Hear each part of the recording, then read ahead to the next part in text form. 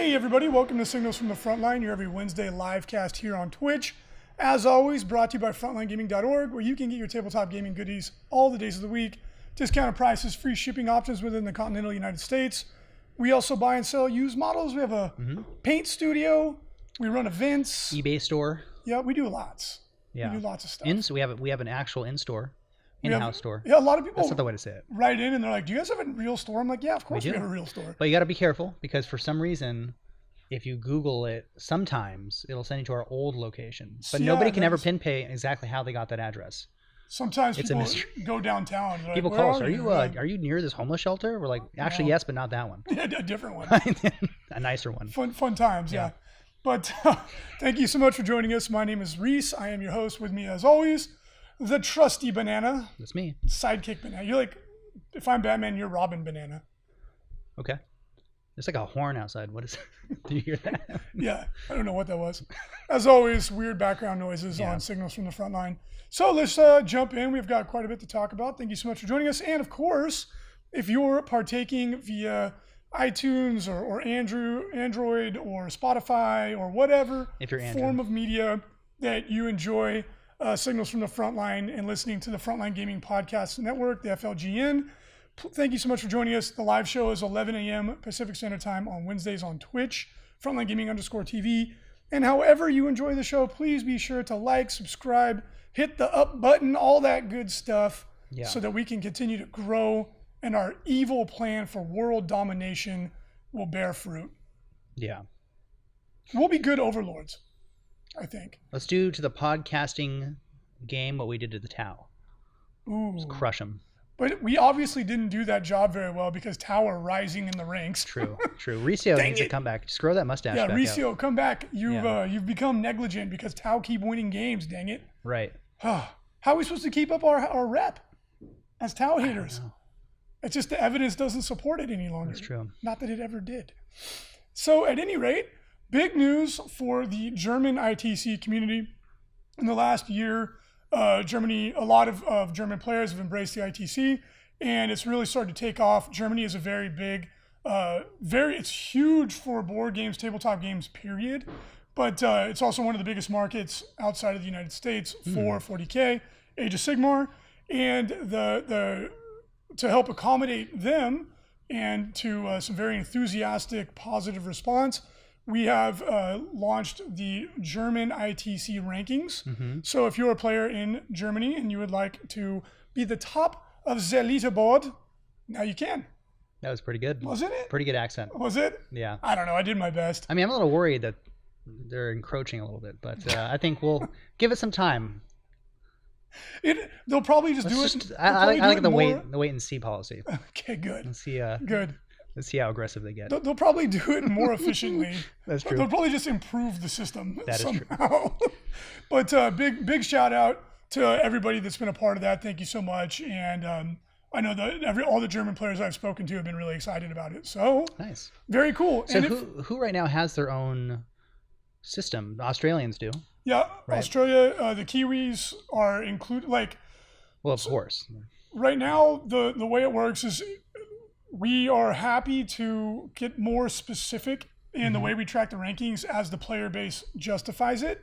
Otherwise, it's kind of silly if there's only like 100 people or something like that. Yeah. So right now we have like the South Pacific, which includes Australia, Asia, and New Zealand. But the Australian group kind of broke off. Now we have we can zoom in, and we're going to do the same thing for New Zealand. There's a bunch of ITC events popping up in New Zealand. And now we have so many events in Asia that we're probably going to separate them into 3 different groups. We have another event in Thailand next weekend. There's quite a few in mainland China, and Japan has events like frequently now. Yeah.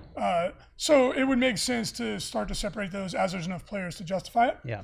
So in Europe, we have the Netherlands they adopted the ITC like immediately. Not the Netherlands, I'm sorry, like Scandinavia, basically, which we include the Viking countries, quote unquote, into that kind of grouping. We have mainland Europe, but now we've broken Germany out because there's enough players. We have the UK, and I think pretty soon here we're going to have to break Spain out too. Spain has This is crazy. They have a 540 person ITC format event coming up in November. Wow. Yeah, crazy. It's the biggest event in Spain ever, and it's a 6-person team event. So really, really cool. It's ITC format, and some of the people helping run it, La Voz de Horus, the voice of Horus. It's the largest Spanish language 40K podcast in the world, to my knowledge. So if you are a Spanish speaker and you have not heard of that podcast, check it out. I'm going to be jumping on. They're going to come on our podcast. I'm going to go on theirs. And a big thanks to Mr. Stephen Pardo, who runs SNN Battle Reports, the No Retreat events in Gibraltar. He's going to be our translator. So very cool. Big thanks to him. I speak a little Spanish, but not enough to conduct an interview. Try to speak the whole thing in Spanish when you do it. Hola, amigos! Yeah, there you go. Just the whole time, like it's an funny hour. because people that speak Spanish from Spain sound so much different than people that speak Spanish from Mexico. And I obviously learning how to speak Spanish here, I sound more Mexican. But yeah, every time I've gone to Spain, it's funny. They have like a kind of a lispy. Yeah. It's like gracias. But they always say that people that speak very Mexican Spanish sound like they're always singing. Oh. Which is true. They are always singing. It does. They are. I'm like, they do sing all the time. That's actually a little tip. If you ever go to a Mexican restaurant and you hear everyone singing in the back, and it's a good restaurant. Yes. If they have paper hats on, that means the food's going to be good. Spectacular. Yeah.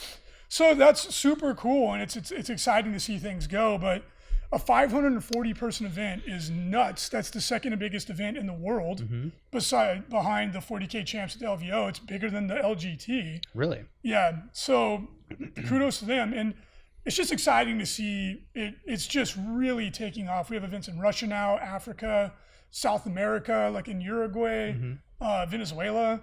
I've seen a few in France. Yep. Those are starting to pop up. I'm sure there's a lot more players in France than. Oh, France, Germany, Spain, France are the big ones in mainland Europe for 40K. But then Poland is a huge tabletop gaming mecca. Nice. Russia has a ton of tabletop gamers. The Czech Republic is really, really active. It's great, right? It's great to see everybody participating, working together. The ETC has ITC events. Obviously, they use their own format, but everyone's working together. Yeah. And that was the goal from day one, was to get us all working together to create a global community, to get more people playing the game and excited to play the game. And it's very gratifying to see it working. So to everybody in the German ITC community, can't wait to see who wins. Who tops the leaderboard here in the first year, and it's going to be really exciting. They have a major coming up too. That's like a cross promotion between. I hope I don't say it's the Netherlands and Germany working together. Nice. TOs, yeah. So that's gonna be really cool. In other news, if you've been paying attention to Games Workshop, the big thing that everyone is talking about right now is Warcry. They've been teasing it for quite a while, and now we're starting to see it really. They're really previewing it because it's coming up for pre-order very soon here.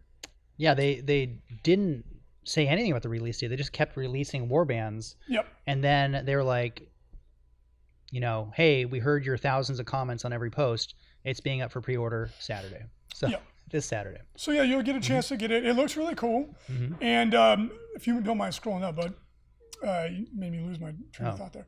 So the big announcement was the new warband, these fancy looking gents, which I thought was pretty cool because they're bright colored. They come from the realm of light of Haish. Hish? I don't know. Shaish is the realm of death. Yes. I can't remember what the realm of light is called off the top of my head. But it's interesting because they come from the realm of light, which is associated with Sigmar, but they're a chaos cult. Well, no, not necessarily. Sigmar is the realm of heavens. The realm of the heavens, that's right. So the realm of light is normal. It's different. Tyrion. Tyrion is the demigod that runs that one. And they're from the realm of light. That's right. So it's still a realm that got taken over by chaos, like during the whole thing. So I really like the aesthetic. The hats are kind of a little goofy, very Zinch. They're very Zinchy, but they're like samurai kind of. It's cool, but guys, and they look cool, and it's neat that there's like a chaos faction from the realm of light, which I found very interesting. And I would say aesthetically, if I was going to play these, I'd probably do a head swap on them because I love everything else about them. But the big old hats just kind of look a little silly in my opinion, but the models look great. But along with this, they've been releasing a lot of other information about not only the setting, what's going on. They're fighting for Archeon's attention and the gods' attention. That's all pretty cool. But they started talking about the rules, and that's where my ears always perk up because I always like learning. I'll read rules for games that I never have no intention of playing. I just curious to learn more about the mechanics and the choices that the designers made. But the big one for Warcry, which to give you kind of like an overview, is going to be similar to like a kill team for Age of Sigmar. It's a skirmish scale game where you have like a handful of models and you play, very low model count game. It's pretty cool. But they talk. The first rule mechanic that I can remember that they've really discussed is the initiative mechanic, and they have this cool picture here, kind of like giving you an example because to just hear it described, it's kind of confusing. But each player to determine initiative rolls 6d6, and then you take any dice that are duplicates. Right? There's like 2 or more of the same number. You put those to the side, and those are kind of like the fuel for your special moves and combos. Any dice that are not duplicates, there's just one of that number. You add those, you don't add the numbers, you add how many instances there are of that die. And that goes towards determining who goes first. So in the example that they gave you, the one guy with the red die, or gal, whatever, rolled 3 singles, so their initiative is 3. And then the other person didn't roll any. So the person with the red dice goes first, and then they have one triple, which is one group of 3 like dice that they can use to power a triple like a triple effect.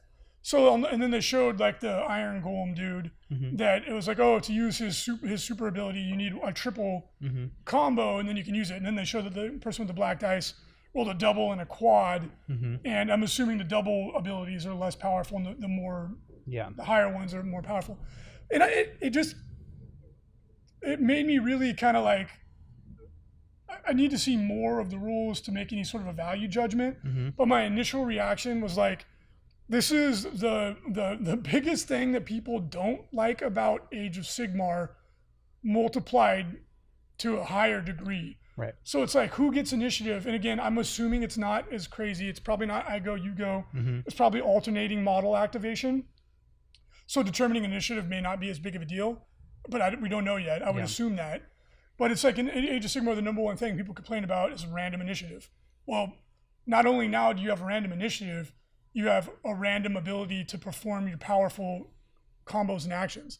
So it's even more random, strictly just on like luck of the draw, which, well, again, we'll have to wait and see how it plays out in reality. But the more random a game is, especially on something as critical as who goes first or second, and if you can do your combos and your power moves or not, the less competitive of a game it's going to be just from a 30,000 feet above perspective, right? Right. The more you go towards playing chutes and ladders, and the less you go towards playing chess, the more it's just a game of chance. Yeah. Right. So again, maybe there's ways to manipulate this. Out of context, it's hard to make any kind of a judgment. But my off the cuff reaction was not super appealing. I know a lot of people like random games. They find that to be very entertaining. But for someone who plays a game looking for it to be determined by skill, that's kind of a turn off to me. What do you think, bud? I agree. But I also know that these aren't marketed towards individuals like us. I feel like it's not, there's a big, I would say probably a bigger market for people out there that like these types of games where, you just set up again. Hey, we're gonna play Warcry, buddy. Why don't you bring your warband over? We're gonna play on like a Saturday afternoon on my kitchen table. It's gonna be fun. Like I think there's more people that do that stuff than we might think. Just because like in our realm, that we don't see it. We just don't. We see people playing competitively all the time.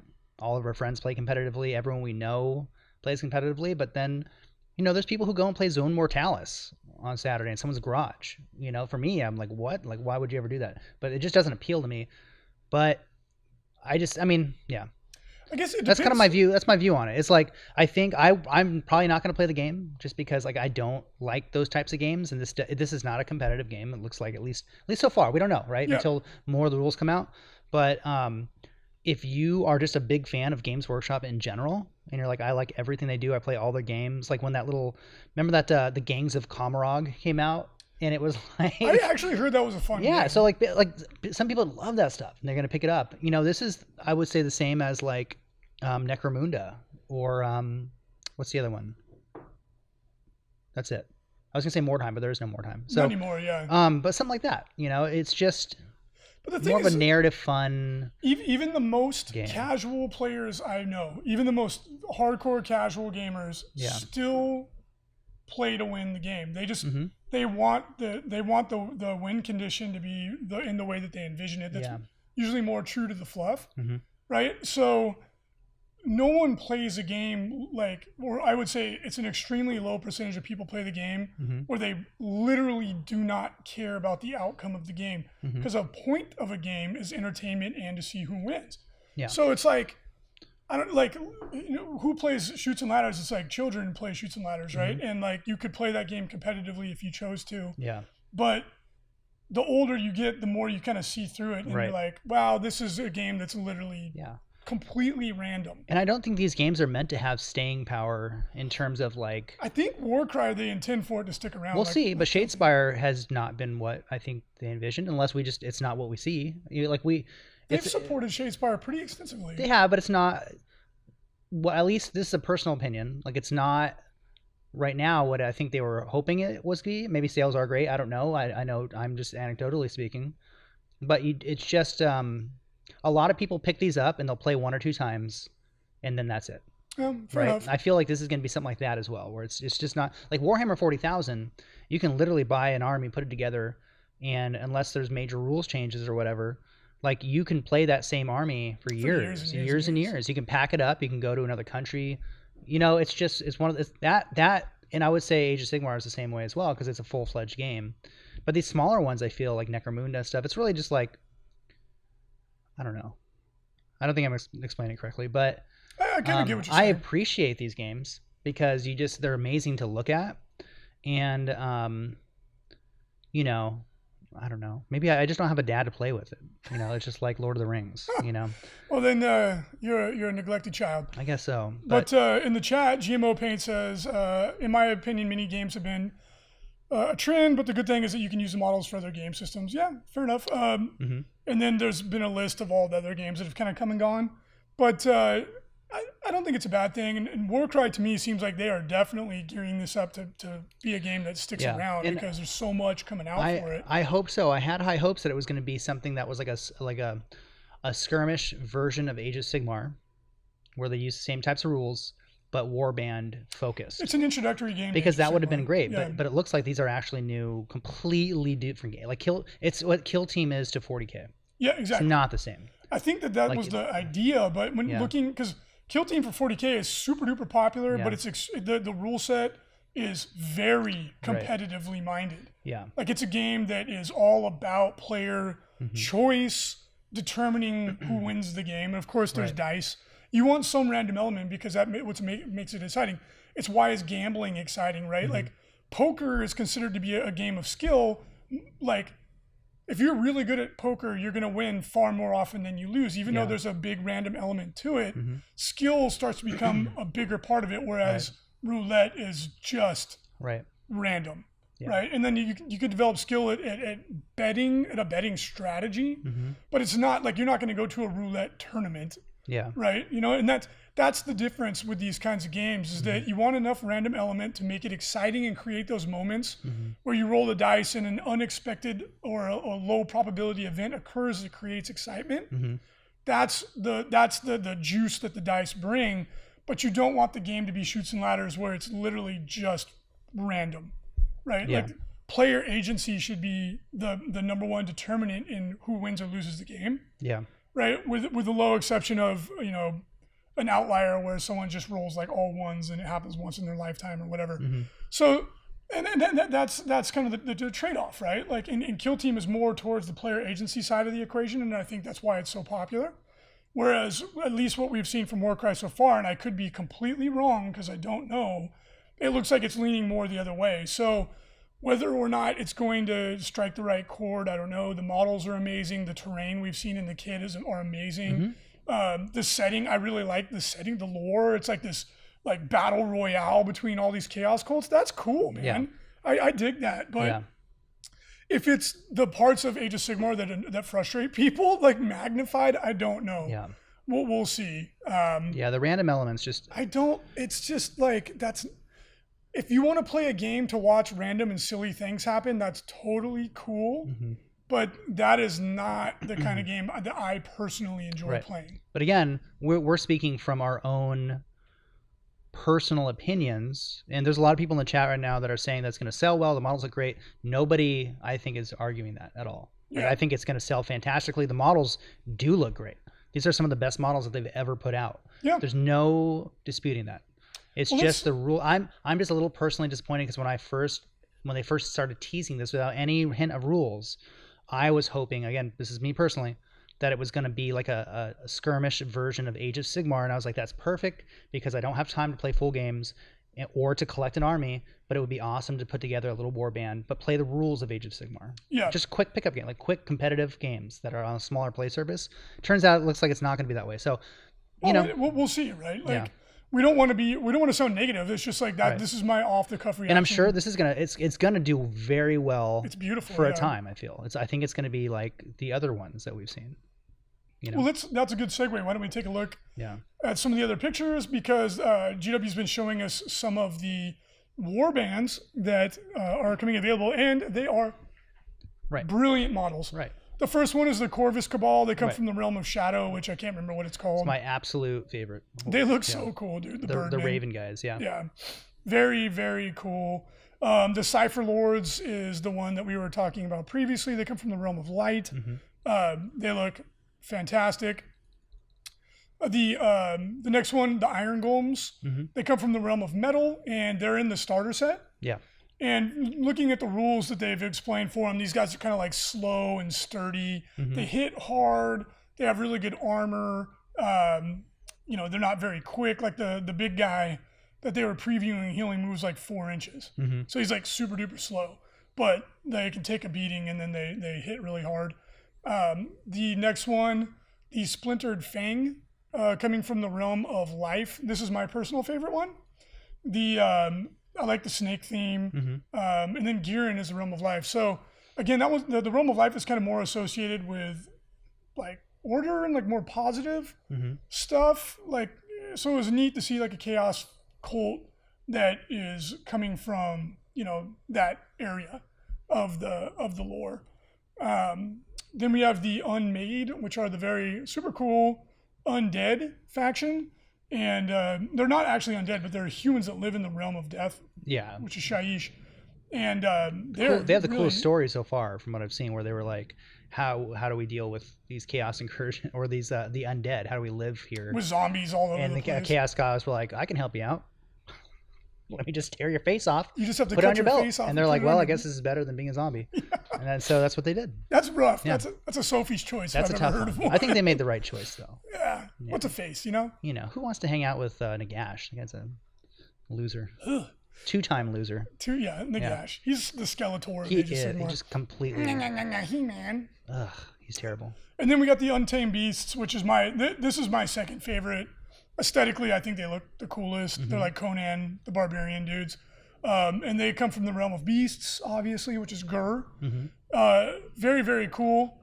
Well, one of the things, too, that they have shown is that these warbands are going to have little, like, animal friends and stuff to help them out. So a lot of these models are going to be models that exist already in the game. So, like, Furies are coming out. We haven't had new Fury models for Chaos. They're called something different now, but yeah. But there's the same, but you can now use these. So instead of using this horrible, like, 1995 metal sculpts, like, you have new models. So that there's a little bit of silver lining for a lot of people, I think, too. Where like, I'm not going to play this game, but I play Chaos, and I like Furies, and I have had to use these knockoff models or whatever, but now I can actually get these cool... Yeah, the cool looking ones. The extra like monster models that are coming in the starter set, which the Untamed Beast is the other faction in there. They're getting those dog things that are like No, the dog guy is in their gang. There's these little like bird dog things. Oh, that's right, little like little raptors. Yeah, I don't know what they're like. They're like feather dogs or I don't know, whatever. But they kind of like, from what I've read, they roam around the battlefield like biting you and stuff. So as they do. But you can use them in Age of Sigmar. You can use all of this stuff in Age of Sigmar. Okay, that's good. But then they've also previewed too the last two factions, which we haven't seen yet. The first one's called Scions of the Flame. And I would imagine they're from the Realm of Fire. Pro tip right there. Pretty cool.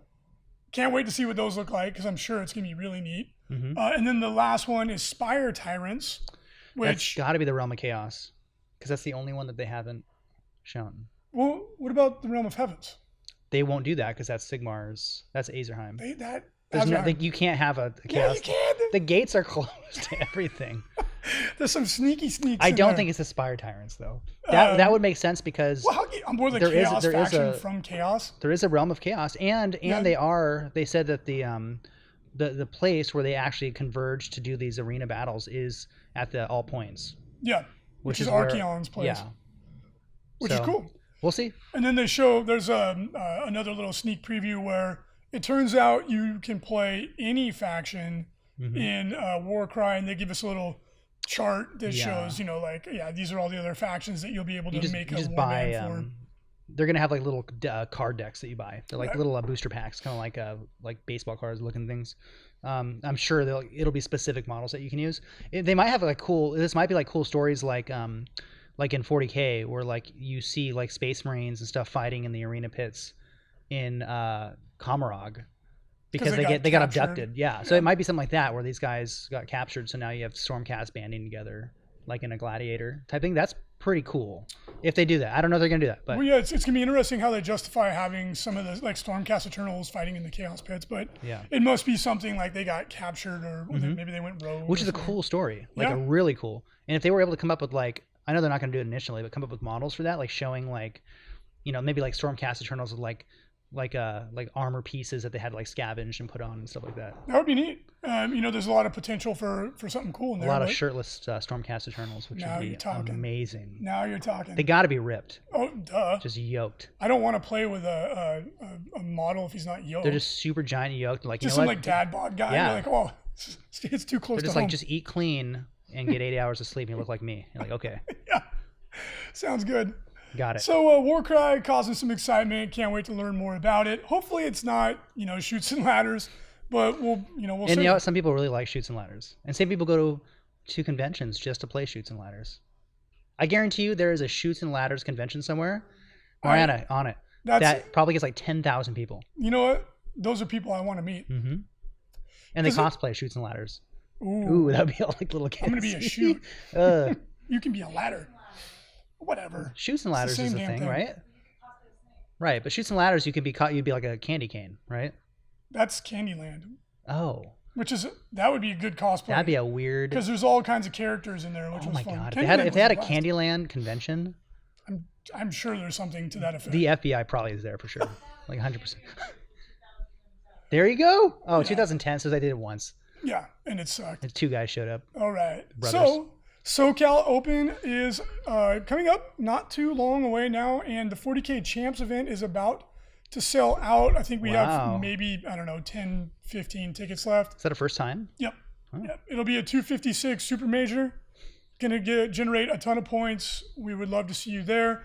If you have any intention of coming out to the event, please do not wait. We are down to the last dozen or so tickets for the 40K Champs event. It's going to be a ton of fun. But of course, we have a lot of other events going on, including Age of Sigmar, Kill Team, Shadespire, 30K, and more. 40K narrative event, all kinds of fun stuff. So come on out, have fun. The event is October 26th and 27th, 2019 at the Del Mar Fairgrounds, right there, right next to the beach. It's going to be a lot of fun. Yeah, and I think they always have like some sort of Halloween maze thing too. So if you have your family coming out, they do that in the evening. There's usually like a teenager kid themed Halloween thing going on too. And then there'll be pretzel hot dogs. Ooh. They always have pretzel hot dogs. Ooh. $12. Yeah, they're not $12. They're not cheap. It's a steal. Yeah. A steal for diarrhea. I've paid more. I've paid more for less. You're really selling it. It's a super fun event. We can't wait to see everybody there. For Las Vegas Open news, we have opened up another heat for the Star Wars Legion National Championship event at Las Vegas Open. The first event sold out in hours. Jeez. And due to popular demand, we decided to expand it out. And those tickets just went up for sale. They're almost sold out for the second heat as well. So if you wanted to come and play Star Wars Legion in the National Championship event, Please act quickly. I think there's only 10 tickets left for the Saturday heat. Yep. That's one of those games too where if you don't know it, how many people play the game It's competitively. It's brand new. It's only been out for 2 Because years. I know, I'm not sure about you, but I'm a little surprised. Well, because Imperial Assault kind of came and didn't do a whole lot, but Star Wars Legion is very popular. But those are different manufacturers, no, right? Same. Fantasy Flight. Fantasy Flight does Legion also? Imperial Assault was more of a board game. Right. Star Wars Legion was a miniatures game first and foremost. Got it. Obviously, with the massive fan base for Star Wars, it's not surprising. In the game, I haven't played it, but I've perused the rules and I've seen it played. It looks like a lot of fun. We've been doing more commissions for it, so I mean that tells you anything. Yeah. So it's filling up really quickly. If you want to come and participate, please grab those tickets ASAP.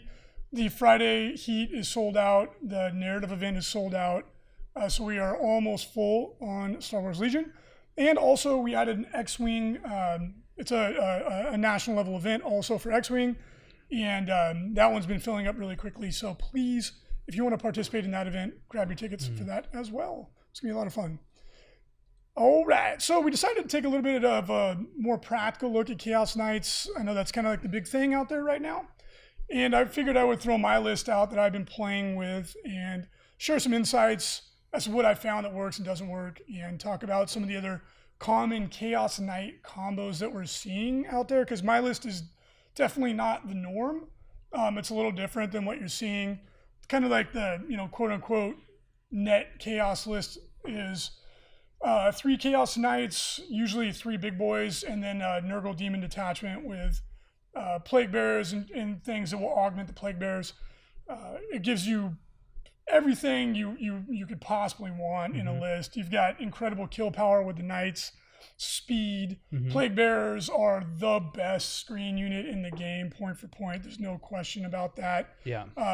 It's hard to get more solid than that list, honestly. Like that, 8th edition doesn't have as much plug and play as 7th did, but that would be a very, like, if somebody's like, I want to do well, I would say that's the list. That's a good list. And you could, because you can go like a couple double Gatling Cannon Knights or a couple melee Knights or a mix, and you get pretty good amount of CP. And then the Plague Bearers don't really need much at all, and they're just so tough to get through for a lot of people. Plus, they're ridiculously fast, which is silly for Nurgle. Yeah. So they're really good at board control. And then those combined, they give you an extremely good, like you said, extremely good army that's plays quickly, and you do not have to be Napoleon to play that army well. Yeah, it's not that hard to play, which I mean, I don't say that in a derogatory way, because that's how I build my lists. Yeah. I'm like, as little model count as possible, because I have a hard time focusing if it gets too big and deploying, and stuff that like is very forgiving, like with deployment. Like that's perfect. That's all you need, like you got to get good at it, but like people are going to have a hard time. Yeah, and so I decided to throw my list out there that I've been playing quite a bit. I was playing it a lot before the Chaos Knight Codex even came out with the Index Knight, and I was having really good success with it. And just kind of give a quick overview, I have a Khorne-themed army. This used to be my Khorne Demonkin army. And so that's I play mine differently than kind of like the bog standard Chaos Knight list, which I think the majority of them are going to be Nurgle Demons plus Knights. Because it just makes sense. It's a good combo. Yeah. But for me, I take a Khorne Demon Detachment with Smash Prince with the Relic Axe. For those of you who don't know, I think Jim Vessel, if you didn't know about it before, Jim Vessel's been using it, and I think that probably projected it into the spotlight. Yeah. But he is one of the hardest hitting melee characters in the game. It's insane. That's the axe that'll take out a knight. Yep. No problem, right? Average dice, you'll kill a knight in 1 round of combat. Yep. I've faced it. Yeah, it's rough. It's incredible. He's only 180 points. And it's a Khorne Demon Prince that takes Skull Reaver, if I remember the name of the axe. But it's an AP4 axe that re-rolls wounds against Titanic, and it does D6 damage, and on a 6 to wound, it does D3 mortal wounds in addition. And then if you're a Khorne Demon Prince, you get an extra attack for being Khorne, and then if you're in a Khorne battalion, you get +1 strength and attack when you charge. And I'm sure there's a stratagem unless you swing twice. Oh yeah. Khorne gets a swing twice stratagem. Yep. So this one guy, I mean, he's a little fragile. Demon Princes aren't that hard to kill. But this one guy will just KO almost anything he attacks. But he can't be targeted. Yeah, well, and snipers are becoming more and more prevalent. Yeah. But since he's not infantry and since he is T6, a lot of the normal snipers aren't really a threat to him. Like a Vindicator is wounding him on a 5. It's kind of like whatever. So that's one of my heavy hitters. I have Karnak. I really, really like using Karnak. It gives me 2 Deny the Witches. That's the main reason I take him. But he's also actually really good in melee for what you spend on him. You know, he's AP2, 2 damage, lots of attacks. And then you pick one enemy character and you get +1 to hit and wound against him. So he's really efficient. I enjoy him quite a bit, mostly for psychic defense, but he's a cheap HQ. When he has to mix it up in melee, he's really good. I take 3 Bloodletter Bombs. That's what eats up a lot of my CP. The fact that demons have to spend CP to deep strike's a bit silly, but it is what it is. And the triple Bloodletter Bomb has been great for me. I've been doing it forever. Come in, does a ton of damage. A lot of the time, they'll just kill whatever they charge. And if you can clear screens out of the way before they come in, they will riggedy wreck stuff. With a 3-6-inch charge +1 with a reroll if the Demon Prince or Karnak are nearby, it's extremely likely that you make the charge from reserves. And then they can just spread out and touch everything. So they die really quickly. You know, they're not resilient, but they hit really hard, and I absolutely love using them. So that's been a lot of fun. And then I have a Black Legion battalion. I take Abaddon. He's amazing. +2 CP because my army's really CP thirsty. Helps a ton. Plus, he's just a savage beat stick. And I take an Exalted Champion with the Relic Chain Sword. It's extremely powerful. And he and Abaddon hang out together and buff each other, and they're like the Bash Bros. Really, really good. 3 units of 10 cultists just for screens and CP, because I found that my army is really susceptible to Gene Stealer Cult. That's like my #1 nemesis that I found. And I need those cultists there to keep the Gene Stealers off me just for a turn or 2. And then after that, it's usually not a problem. And then, of course, the part that people are most interested in, the Chaos Knights. I've gotten a lot of reps in with the Knights, and I've kind of come to this point with lots of experimentation. I take Iconoclast. It works best for what I want them to do. I think Infernal is great. But for specifically what I use them for, I found that works really well. I have a War Dog, the melee War Dog with a heavy stubber. Everyone's a Dreadblade because why would you not? And with Iconoclast, he's really, really strong. +1 attack and AP on the charge is just so good for him. It makes him a threat to anything on the table. He's super quick. And for my Dreadblade Pact, I usually take Infernal Vigor because no matter what you roll, it's super good. +2 inches movement. It's amazing. That makes him ludicrously quick. +1 weapon skill, +1 ballistic skill. It's all really good. So that's usually what I take for his pact. Found it to be just super useful no matter what. For my, I take a Helverin War Dog with the autocannons. And then for his pact, I usually just get a free command point and +1 leadership. Because typically speaking, he doesn't really need anything else. And he sits in the back, holds objectives, and shoots. So then just the free CP, it's like, yeah. And then if you take the damnations of like fight last in combat, and then on a phase in which you took a wound on a 4+, you take another wound, it almost doesn't matter. So it's like if he fails, it's like whatever, who cares? And those two I found to be super good. I tried double melee, I tried double shooty, and I found the best was one of each. I really enjoyed it. And with Iconoclast, if he does need to charge something, it makes him way better in melee. So.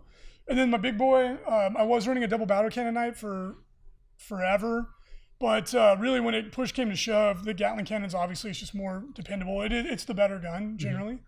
I liked having the battle cannons for blowing away for fighting other vehicles, but what I need is to clear screens before the Bloodletters come in. So then that was what finally convinced me just to go with the Gatling cannons. And then depending on what you want to do. You know, depending on who you're facing, and that's the real power of the Chaos Knights, is it's super flexible. So if I'm fighting another Chaos player, you take the ignore modifiers to hit Relic, and then he just smokes Plague Bearers like nothing. You know, just blows them away. And then if you're not playing a Khorne-themed army and you have a Chaos Sorcerer in there and you have Death Hex, Plague Bearers just get obliterated. Anything that does multiple damage to them and ignores the -1 and 2, even 3 to hit on them, just wrecks them because their Feel No Pain becomes dramatically less effective. Now, does this knight have the double Gatling cannon? Double Gatling cannon. Okay, got it. And I give him the Ironstorm missiles because I feel like, you're silly for 16 points. You're silly Yeah. not to take it. Can we caveat this real quick? Take a little sidebar and talk about how ridiculous it is that the kits don't come with one Gatling cannon. Not even one. I know. I don't get it. I don't know if that. I mean, it's brilliant on their part if it was a sales move because you have to buy it. Yeah, it's people always think that, but it's really like I am not a part of the creation of the model process, but that's the people making the models are like the model is made way before the rules are written, like a year before the rules are written. To my knowledge, you think that somebody made the model kit, and then down the line they're like, hey, let's actually give them all the Imperial options also. I don't have the answer for it. It's just it's a bad taste. If I was Games Workshop, what I would do would be to sell the weapon options as a separate kit and make a ton of money, and then discourage people from looking at 3D printed options or third-party options. Because guess what has already started popping up on every feed in the world is 3D printed Gatling cannons. Yeah, and of course that's going to happen. Yeah. And like again, this isn't my call, and I don't know, but you would think that they could make the weapon sprue. So I think it might even be separate and just sell it on its own. Yeah. And then you would discourage people from going to a third-party vendor to get the weapon options that they want. Because I see the frustration from all people asking for paint quotes on the new knights, and they're like, well, I want this one. I'm like, that's great, we can do it, but there's no Gatling cannons, so you do have to source them, and then that's the whole thing. So anyways, that's it, done. That was my mini rant. You're not wrong. Yeah. Because like the Chaos Terminators is the same thing. Yeah. The basic, you get like 2 chain swords, their basic or chain axes weapon that they have that comes stock with, they don't have. Yeah. It's like, well, how does that happen? Anyways. It is frustrating. Yeah. But and if you feel this way, if you're frustrated by this, go and politely. Because I get like that the Havocs came with like one Reaper cannon. Chain cannon, right? I get it. Like, so like I get it. They can you got to buy multiple boxes, cool. Like, but like if it's something that's like their actual weapon loadout, what they are stock with, and you have one. I know that doesn't make any sense, and I don't know why. The new gun in the Havoc kit that is the most exciting thing in there. You get one of them was definitely a poor choice, but again, that I understand. These are designed so far in the past, like Yeah. Anyways, I know. Like you would think that they would have put 2 or 3 of the new kit, the new gun on there, but because again, all it does is it just drives people to try and find other ways to get them. Yeah. This guy, Nevermind Jamba, has my mentality that you don't necessarily agree with, where they think that this will force people to buy more different kits, but then they are shocked that people 3D print. No, they're not idiots. Like they're aware of what goes on. Right. But I just think they would make more money if they did it themselves. It's not a big conspiracy because people are looking at it from the end result and then speculating on how they got there. But it's just not. It's not the case. Yeah. It's not. Like I guarantee there's people there that are like, man, we would have made a lot more money if we would have been able to sell Avenger Gatling cannons. Right. Or their mentality that people play for fun, and like let's give the example of the Chaos Terminator kit. That why wouldn't everyone take one of each option? Because that's the fun way to do it. Yeah. You know what I mean? Or like competitive people are like, no, I'm not going to do that. Or like Havocs, right? Like of course everyone immediately is like, I want 4. Well, yeah, but I mean, if you look at every example in any codex, a Devastator squad has 4 different guns, which nobody does because it's horribly inefficient. Right, unless you're like a 13-year-old playing and you don't know what you're doing. At Games Workshop, and you put your model kit together and you're there to play. But then, like now in 8th edition, that loadout is actually somewhat viable because they can split fire.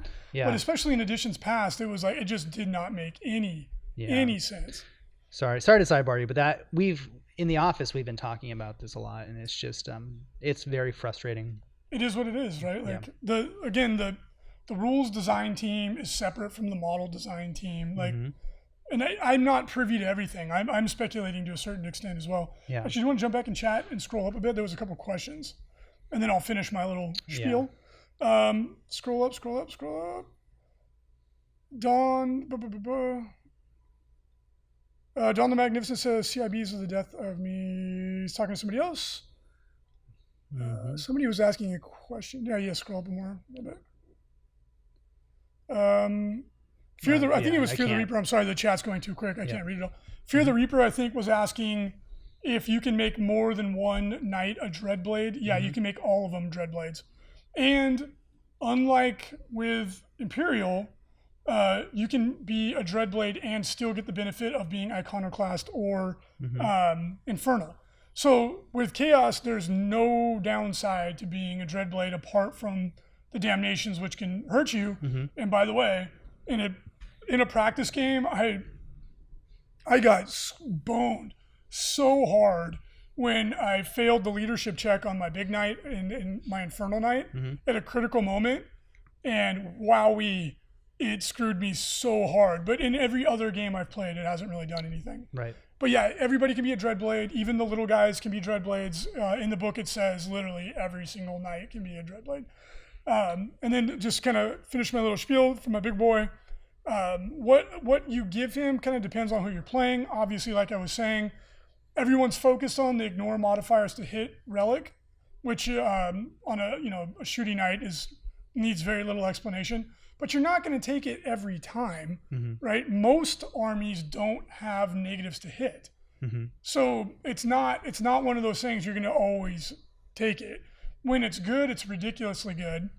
But when it's not applicable, it literally doesn't do anything. So typically what I find myself doing is when I do take a relic, I take that one frequently against like Eldar or Tyranids or Genestealer Cult. Actually, they have a lot of negatives to hit, especially Chaos.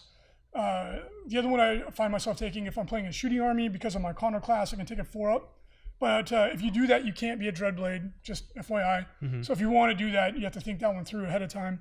Or the Dreadblade ability to get a 5-up in melee. Because the double Gatling Cannon Knight with Iconoclast, if I'm playing a Horde army, you take the Vow of Carnage, and for every 10 models you kill, you get an extra attack. As you're running and gunning with the double Avenger Gatling Cannon, that knight becomes an unholy terror. Like, it's insane how powerful he'll become very quickly. And if you really want to ratchet that up to a 10, you can give him the +1 attack Warlord trait. And he becomes stupid, ridiculous in melee with AP3 kicks on the charge. Right. Going up to like 24 attacks. It's insane. Yeah. It's absolutely bonkers. So that's a really good one. If you're playing against somebody that's like, like another knight army or a vehicle heavy army, or whatever the case may be, you take Vow of the Beast Slayer, gives you reroll of 1s to wound against things with 8 or more wounds. That's a really good one also. So it's just, he's super mega flexible. He's really good at shooting. He's really good at combat. He's quick. For the Pact, Infernal Vigor is a really good one, because if he gets the +1 ballistic skill, it's ludicrous. If he gets a +1 weapon skill, it's also crazy. The extra movement's great. Ignoring -1s or AP1 modifiers I found to be really, really strong depending on who you're playing. AP1's extremely common. And especially if you can get him a cover save, that makes him extremely durable when you're ignoring those AP1 modifiers. They're all pretty damn good. One of the other relics I like to take if I'm finding myself against an opponent that the other ones aren't super applicable is the banner that gives you +1 leadership. And on a 5-up, you get a command point back at the beginning of each turn. I've used that one numerous times because it's a +1 leadership bubble to all Chaos units, not just your knights. So it really helps the demons and everybody else too. So just extremely flexible. And in this list I have found to be super fun, a lot of command points, a lot of strong board presence. And I think combos like this are going to be pretty prevalent. But again, if you want to gear up for it, I would be really prepared to kill Plague Bearers and Knights. Yeah. Because generally speaking, Chaos Knights have worse defense, but better offense than Imperial Knights. Yeah, because you'll be rocking a 5-up invul. Yeah, because the only way to get the 4-up invul in shooting is if you take Iconoclast and you don't make them a Dreadblade, which is a pretty big trade-off. Because the Dreadblade benefits are strong. Yeah, so you can run into trouble against other Knight players if they get to go first. Tau or a Space Marine shooting army would be tough. Right. Yeah, like a Shadow Sword based list, something like that would be something rough. like that. A Castellan will wreck you. 2 Castellans. No, I'm still talking about the 2 Castellan list, baby. Why? Why not? Why? So let's jump into chat and hear what are people thinking or finding are really good combos with Chaos Knights. VGR Ray says, and this is Ray Awamata, one of the better players out there, well known for his Eldar Flyer list. I play an army built around negatives to hit. It's either going to die or you will get 1 turn with it. The fact that you can go back to to automatically to top tier. It won't be that bad.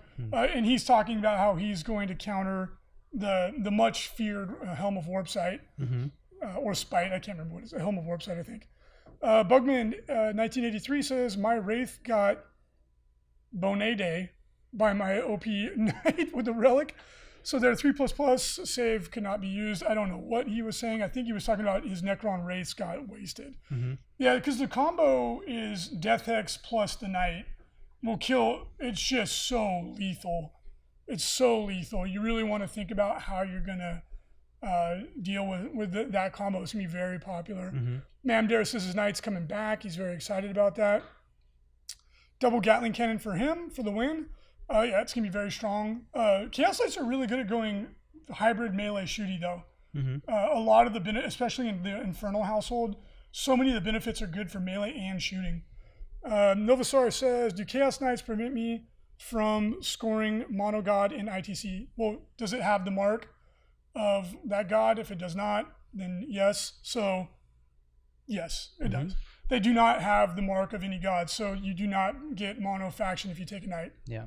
And that's true of anything. It's funny how many people are asking me this. I'm like, does it have the mark? No. Well, then no, you don't. Right. Any suggestions on taking down Chaos Knights as Imperial? Shoot them. The same way you take down Yeah. regular Knights, but easier. Yeah, it is. They're easier not going to have a 4-up invul for the most part. Yeah, I don't think you're going to see the 4-up invul that frequently because being a Dreadblade, in my opinion, is better. I mean, you might see an Iconoclast Knight double Gatling Cannon with just that. Yeah, so just the normal way to just shoot him. Just shoot him to death, man. Yeah. Like it's just like I've always found killing Knights is really not Knights that die hard. pretty quick. Like I'm always like not surprised when because I take the 1 Knight and the 2 Armigers class Knights, and yeah, they die quick. I mean, it's 24 wounds, but it goes down. Yeah. You know, they're not invulnerable. So yeah, if you're Imperial, whatever guard, take last cannons. Like I don't know. Yeah, it's not. Yeah. I've always found Knights are pretty easy to kill, especially in melee is where they're the easiest to kill. Now, the trick with a Chaos Knight is that you need to not let them charge you because they will kick you into outer space. Charging them and killing them in melee is where you want to be, because the only way to get an invul save in melee for a Chaos Knight is they have to take a Dreadblade only relic that gives them a 5-up invul save in melee. There's no way for them to get a 2-up armor save, which in my opinion is usually better. Yeah. So a Chaos Knight will never have a 2-up armor save in melee, and the best it can be is a 5-up invul save in melee. And you can't rotate Ion Shields. Thanks for Jim for pointing that out. They fixed that. So he'll only ever have a 5-up invul save in melee, and you have to take an extra damnation, extra pact, so that if you can somehow lower that Knight's leadership, when it takes its Dreadblade test, it could really get screwed because it'll have 3 damnations in all likelihood. So they're gonna be easier to kill, not by a lot, but they'll be easier to kill than the Imperial versions. Fear the Ripper, yeah, we already said this. You can take a pact on multiple. Every single Knight can be a Dreadblade. There's no limitation on it. FaZe Adap said he took an Iconoclast yesterday, Crusader configuration versus Nurgle, and ended up with 10 base attacks. Yeah, yep. I've against Frankie's Genestealer Cult Horde Army, by turn 3, I stopped counting how many attacks I had because I would kill anything I charged. Because I'd taken Infernal Vigor as well and I had weapon skill 2. So I would go in and just obliterate any unit. We didn't even roll for it. It was just no point. So it's going to be interesting. I think they're going to have a big impact on the meta, but I think people are going to see that they die quick. They die quick. You need to think about trying to throw other things out there to keep people occupied so that your Chaos Knight can survive. Dawn the Magnificent's bringing a Chaos Tyrant to Slaughterfest. My snowflakeness will not be denied. I've been saying I think the Valiant version of the Chaos Tyrant with Infernal Household is going to be really good. Yeah. Really, really good. I think it's going to be a great combo. Karak Fiasco Man, what's up, bro? You going to Nova this year and you have a list? Yes, I will be at Nova, and I think I'm going to bring my Chaos list that I was just talking about. So we'll see. Mamdir, Bud, how many Grey Knight Terminators is the Codex? Jason, how good is a Chaos Knight compared to a Grey Knight? How many Grey Knight Terminators is a Chaos Knight worth? Like 0.5? He hit it on the head, 2. It's as good as 2. We give him 2 Grey Knight Terminators. It's pretty good. That might be the greatest warrior. Well, that's the problem. No Grey Knight Terminator, or no Grey Knight players are playing 2 Terminators. This is too much. It'd be unfair to your opponent. Yeah, it's gonna be good. And then in the chat, we'll jump over to the show notes after this. But one of the other combos to be mindful of is the Corn Relic for Knights that lets you once per game ignore invulnerable saves on your attacks. It's really important to remember. It's an important distinction. It's not you don't turn off the invul save of a target. Your attacks ignore invulnerable saves for one turn, which means you could go into pretty much anything in the game and kill it in one round of combat. Yeah. So people here are still contesting your idea. Fear the Ripper, it literally says any knight may be a Dreadblade. And Don agrees with him. I believe Don. Well, I've been wrong before. We'll go double check, but it says in the section that describes how to build your list that any knight may be a Dreadblade. Yeah, the Don you don't argue with. Ooh. That's right. Ooh. All right, let's get back to it. But we'll double check. But I know that is how most people are running it, including myself. All right, so we have a ton of events coming up this weekend. Wow, holy oh my shnikes. God. It's like 40K events this weekend. It's too many. Maybe not that many, like 30. But we do have quite a few big events. First, Slaughterhouse GT 2019. That's in Grand Forks, Minnesota. We have another GT, the River Valley Open in Arkansas. We have the Monkey Can in Auckland, New Zealand. That's going to be, I think that one actually might be a major. And then we have another major, the Warhammer 40K major event, Battle in the Warp, the First Crusade in Midlothian, Virginia. That's an interesting name of a city. The Show Me Showdown GT in Kansas City, Missouri, and another major, the Caledonian Revolution 2019 in Stockport, England. Nice. Upcoming events for Age of Sigmar. We have a major coming up. This weekend, the Ren 4 Battle Across the Realms, Part 2.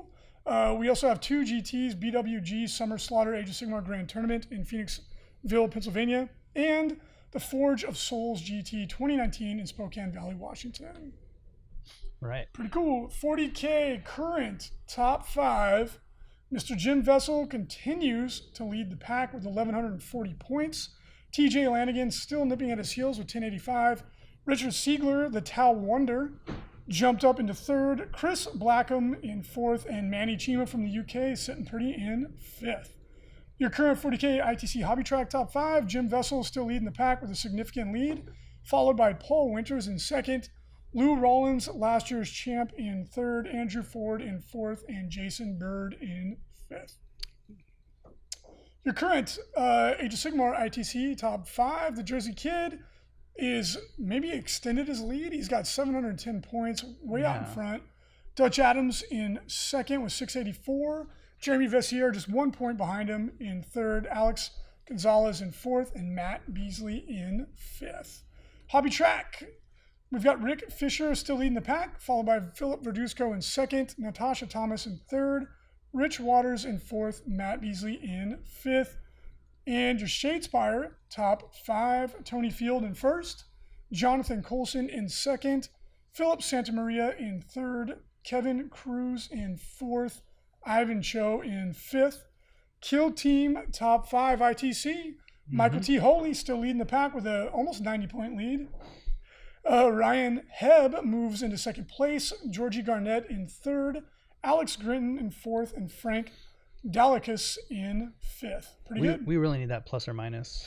That would be a cool feature to have. Yeah. But it's hard to keep track. Not something that I can do. Yeah. It's BCP and they've got their hands full. Got it. So this past week we had 1 GT and then obviously the ATC, a major. So we added it into my little kind of rankings tracker. Put in your little calculator. Yeah. Beep, boop, beep, boop, boop. And I didn't include ATC into this because it's too, in my opinion, the team format is just too different. Yeah. Those lists are not meant for 1v1. They're meant for, well, the team tournament is 1v1, right. But it's... The lists are written for specific purposes. Yes, thank you. In a team format. Right. So I didn't include them in this because those lists may not replicate the performance in a normal tournament setting. Yeah. So taking a look at Warzone Houston, but to be fair, congratulations to the Wobbly gentleman who won the ATC. And a lot of those guys are the ETC USA team, so that bodes well. So good luck. Nice. Good So that's actually really cool that, Yeah. that panned out that way. Yeah. Because if they did really badly, it would not look good. No.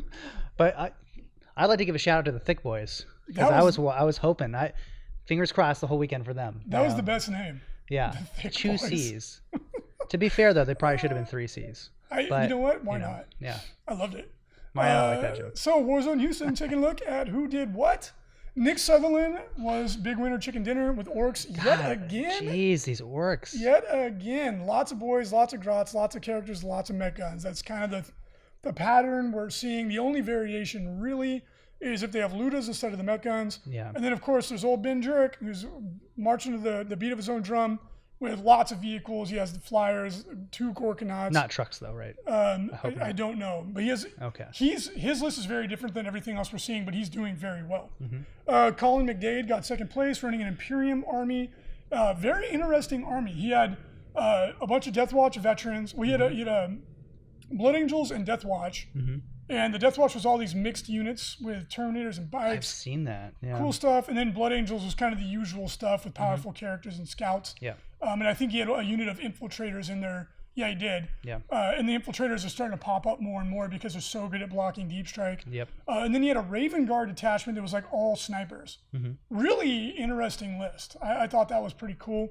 Clifton Russell was in third with Gene Stealer Colt. And he had a ton of hybrids, acolytes, and bomber bikes. Okay. Pretty good.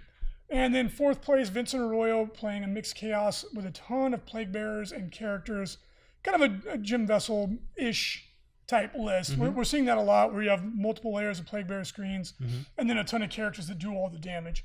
Lots of psychic powers and stuff like that. So putting it up there, obviously with only one event, it's kind of obvious, but Orcs were the best last weekend, followed by Imperium, G-Star, Cult, and Chaos. And when we put it all into our rolling 5-week total, Nice. where do we go?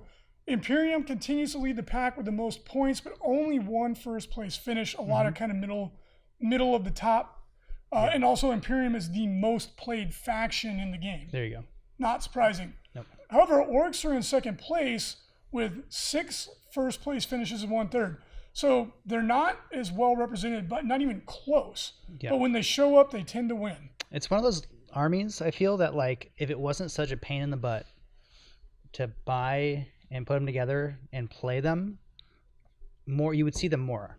But they're really good. It's like Astra Militarum. Pure Astra Militarum, in its true sense, is extremely powerful, but it's such a pain in the butt to put them together and play with it.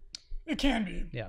It can be. I mean, Orcs is a pretty big commitment. It's just not worth it. It's, you know what I mean? Like, it's like one of those things. It's like, oh yeah, I could put together 300 orcs and do really well, but who wants to do that? I mean, it depends, right? And Right. they're very good. They have all the tools you need right now. Tau is sitting pretty in third. And again, they've got good spread and they're winning events, which Tau was always kind of considered to be the bridesmaid, never the bride, or a gatekeeper army, but that's clearly not the case anymore because they're closing the deal and winning events. And if you haven't faced a really good like Triptide, Broadside drone mix with the commanders, like you have not gotten your teeth kicked in like that. Yeah. Oof.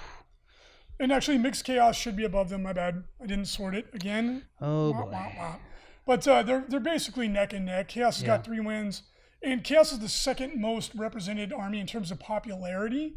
So that's pretty telling, right? But they're looking pretty good in Yeah, fourth. but that's mixed. But again, it has a lot of different factions It does. that could be mixed together, where the other armies don't. There's a lot. Yeah. There's a lot of common elements, though. There's almost always a demon detachment. And then from actual Chaos Space Marines, you're typically only seeing the characters. And that's because just MEQs in general are underperforming right now. Yep. Their stat line and their points don't jive. Except for the infiltrators. Some Primaris Marines are definitely performing Yeah. where they should be. But normal Space Marines, quote unquote, Yeah. they just, frankly, they suck for their points. They just do. Like a Chaos I Space can't Marine think of the just last doesn't time that I do saw somebody shit. play Tactical Marines. I can't was think of the it. only one that I know of Yeah. that was playing Tactical Marines and actually winning any games. It's just one attack, one shot. Yeah. You know what I mean? It sucks in this edition. So the Space Marines need a fundamental change, right? Like there's ways that they can be good. Like with Chaos Space Marines, I've seen people use Red Corsairs where you have a unit of 15 with Marcus Slanesh, and then you can recycle them and then double shoot them and all. Like you can make them work, but it's always some sort of a like one trick pony kind of like tricky thing. It's not like you're not building the core of your army around Chaos Space Marines or Tactical Marines. You're just not. Yep. Right. Like they need a stat change. Eldar sitting kind of combine, lump them together. They're next in with Azriani or Eldari, which is either mixed or craft world Eldar, followed by Drukhari. So all the Eldar bros are kind of right there in the middle. After that, Forces of the Hive Mind, then Pure Space Marines, and then kind of down the list we go, sort of sinking into obscurity, so to speak. But it's cool to see that almost every faction is represented. What faction's not represented, Reese? Oh, Grey Knights. Poor Grey Knights. Yeah. But, you know, for people that have a mind to do it, almost every faction in the game is setting foot on the podium. Yeah. Right? Like, almost. And then, like, some of these, barely anybody's playing them right now because they're not popular, but... And I don't see Sisters of Silence on there. That's... Which is interesting. Okay, you got me. Are those the two that are not... No, there's three. That's not even a real faction right now. It could be. They don't have an HQ. You don't have to have one. You don't, but then you don't have any CP either. You have 3. 3 rerolls, baby. Yeah. Actually, 1 because you take an assassin. So you have 1 reroll. Ooh. I'm working on something. I can't wait to see how this ends up going. Yeah. But let's take a look at some of these recently completed commissions from the FLG Paint Studio. All right. We got quite a few nice. There's a lot of pictures here. Yeah, okay. well, there's been a lot coming out. That's true. So we have a couple.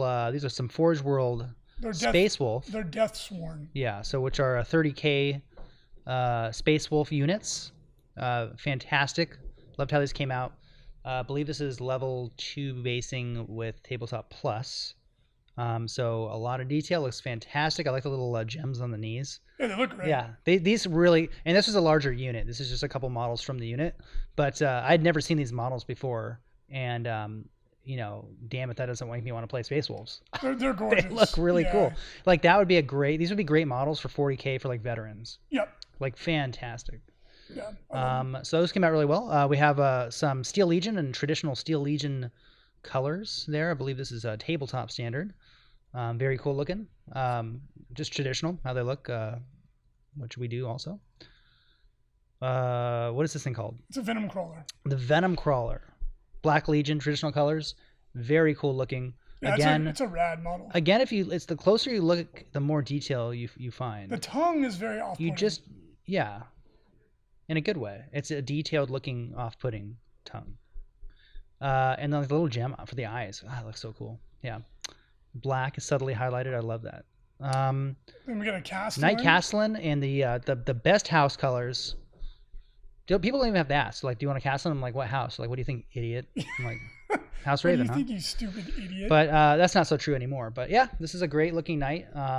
All the detail work, everything's included in the price, and that came out really well. Level 3 basing, so it's a detailed, complex base that we made with corkboard and other cool things. And then, wow, this looks fantastic. I haven't seen this so close up. A Shadow Seer, and this is like an inch away from the model, by the way, and just fantastic.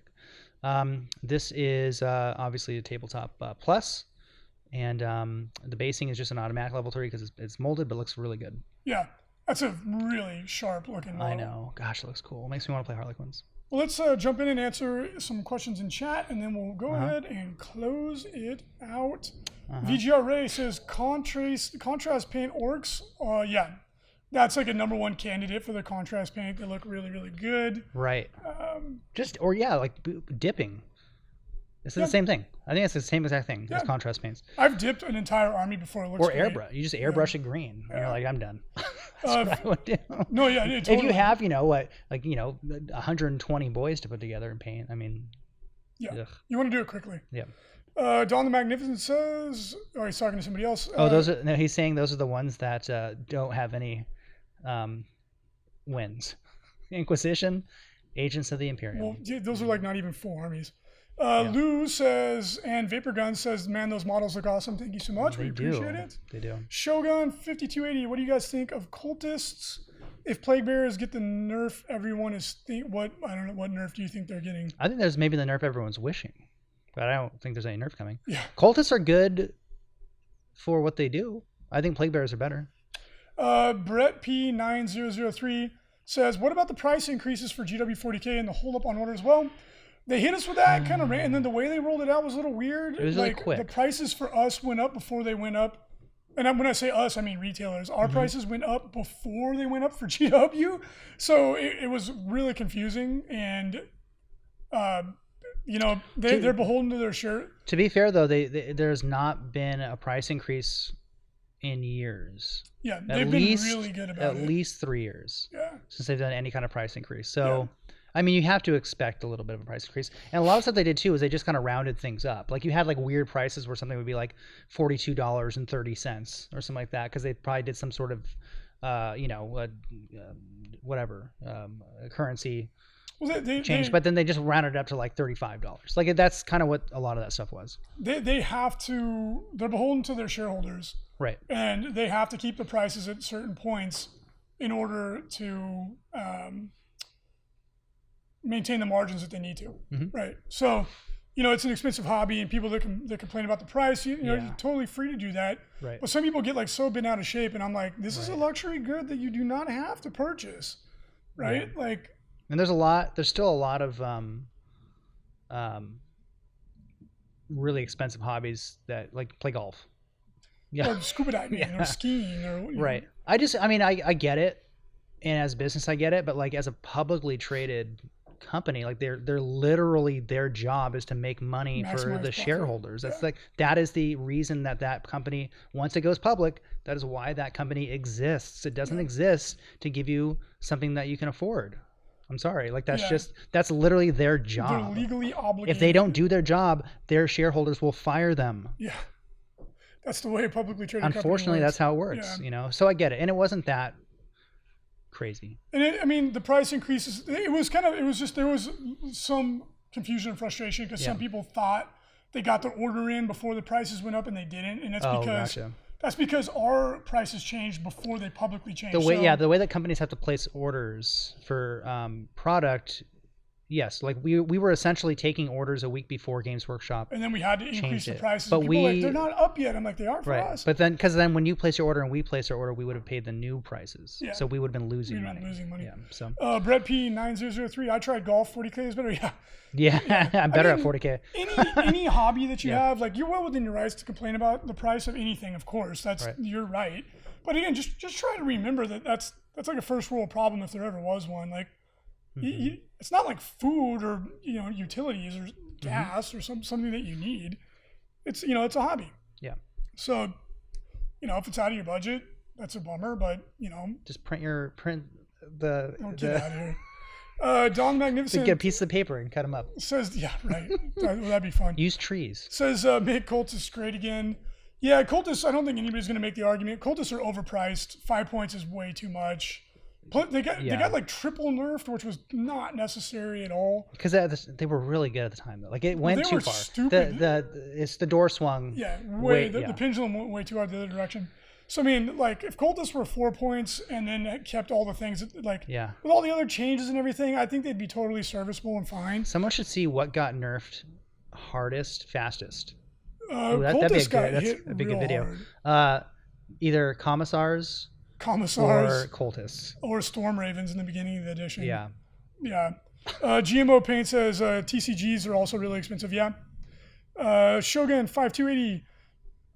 Some guys like TJ Lanigan are speculating the Plague Bearer is getting nerfed 2 to 3 points more, but I would love to play my new Abaddon with all my cultists. Suspiciously, Malefic Lords got nerfed pretty hard. It's suspicious that TJ Lanigan is spreading that rumor. He probably doesn't want other people to take the list that he took from Jim Bessel. So he's like, hey guys, just heads up that these are going up 2-3 points. You might not want to actually make a list with these. Yeah. Very smart, but not smart enough for me. Oh, TJ. Jason's on to you, TJ. Detective Butler. On the case. On the scene. Where's my trophy hat? Detective Banana. You can't hide from the banana. Tagline. That's the tagline. Doesn't matter where you are, in the gym, shower. Yeah, the banana will find you. The banana probes deep for the story. Don't cut that out, Mariana. Yeah, the banana's looking for the scoop. That's a good one. That's a little bit less sexual, but I liked it. That's more kid friendly. Shogun 5280. I think everybody in the 40K community that plays match play would agree that Plague Bearers are too cheap for what you get. Going up to 10 points a model sounds like too much to me, but it's purely speculatively, I could see Plague Bearers going up in cost. They're very frustrating to play. Get, man. The most frustrating game I've ever played was against a pure Nurgle demon list. And I just couldn't hit anything or kill anything. I'm like, why is everything -1 to hit? Why is everything -2 -2? or 3? Why are you charging me on turn 1? I'm like, how is this happening? And they're like, well, just do this combination and this. I'm like, what? Yeah. And then I was a Grey Knights player, so I killed the unit. He's like, bring it back, baby. God, that's the worst strategy. It's like, oh. To be fair, I got, my 3 smites on him. Oh, one damage smites. Very good. Go get him. No, Go get him, Tiger. 3 damage. Oh, that's right. Against demons, yeah. But you only have a few. But you can only do 1 smite per unit. Awesome. Anyways. So, at any rate, everyone in the chat's now making banana jokes. Bodacious104. Would demons even be a thing without Plague Bearers? Yeah, they would be absolutely fine. Dude, Slanesh demons, nobody plays that list. I've never been rocked as hard and fast as Frankie's Slanesh. As when Frankie played a Slanesh demon list. And it was overwhelming. But the thing, and he packed it away. He played it once, like twice, killed somebody. He's like, it's too easy, and he packed it away. The Plague Bearers are definitely the best troop in the game for defense, and I don't think anyone will contest that because you'd be wrong if you did. But like for example, I play pure Khorne, and I win way more games than I lost. I would have won. Well, who knows? I think I would have won a GT, but the one I went. At the Hammer of Wrath GT, I went 5-1 or 4-1, and the game I lost, I clocked out, and my opponent didn't have that many models left, which that's no guarantee of victory, but it certainly looked like I was going to win. And in practice games, playing Khorne demons, I do extremely well. Like I don't have any issues whatsoever. But Plague Bearers are they're just so efficient. Pink Horrors are still super duper good. And there's a lot of other things in the Demon Codex that people don't really try because it's kind of default to what's the clear choice, which is Plague Bearers. But if Plague Bearers went up in cost, hypothetically, which is purely speculative, they'd still be damn good, right? Yeah. Like they'd still be amazing, even if they were a point or whatever more. It just you wouldn't be able to take as many of them. It'd actually be more of a choice, right? You might see more Pink Horrors and Bloodletters and such, but demons have a lot of great stuff. It's just that people kind of focus on the obvious one, which makes sense. I understand why people would. Kiernier, I want to run 2 Chaos Knights and Khorne Demon Tots. Yeah, I mean that's basically what I do. I think you'll do great. Best troop though in the game, I'd say for offense. Drones. But drones aren't a troop. They're not. No. Can you make them troops? No, you cannot. Best offensive troop in the game: Gene Stealers or Cataphren Destroyers. I think those are good choices. I think Gene Stealer Cult Acolytes are one of the hardest hitting point for point units in the game. They have 0 defense. But like I've said many times, I had 1 unit of 10 Acolytes blow up a full strength knight in 1 round of combat. With the stupid rock saws and all the buffs. They hit ridiculously hard as a troop. Bloodletters, I think, are one of the best offensive troops in the game, point for point. Guardsmen, because of orders. Yeah, Catachan. Definitely. Catachan Guardsmen are one of the best because they're good at melee and they're good at shooting. And they're only 4 points. So I think there's a lot of contestants in that. I think witches are actually really good too. Like this would be a good article if somebody wants to write one. Yeah, I think that would be a great article. Not me, somebody else. Kiernier, I want to run 2 chaos. Already, that's that. VGRA. Plague Bearers just need to lose their negative to hit once they drop below 20, not for the phase. That would be a big help. I agree. Dawn the Magnificent says Savior Protocols is bullshit compared to every other bodyguard unit. But the thing is, if you took that away from Tau, they would instantly suck. Like, I agree, Savior Protocols is frustrating as can be, but that is what makes Tau competitive. If you took that away, they would just... And it's fluffy. They have these drones flying around that are just taking the hits. Well, it's just the mechanic. Like, they take 1 mortal wound from, like a Shadow Sword cannon. Like, come on. Yes. All drone kill team, says Vapor Guns. Well, that wouldn't be very fun. Right. So anyway, we've gone over time a little bit, but it was a fun discussion. We hope you guys and gals enjoyed Signals from the Frontline, episode 646. Just as a little bit heads up, 40K Stat Center, which is on the Frontline Gaming Podcast Network, is running a little late. That's because the Falcon was on vacation. So they're going to be coming out later in the week. And of course, check out the last episode of Chapter Tactics, where they chat about tactics and chapters. Yeah, to talk about how to win the games. Not and stuff. yourself, but if you were to be good at playing. So I haven't had a chance to listen to that one yet, but I'm sure it's good as always. Incredibly popular podcast. Check it out. So thank you all for joining us. We hope you have a great week and weekend, and we will talk to you all again next Wednesday. So long.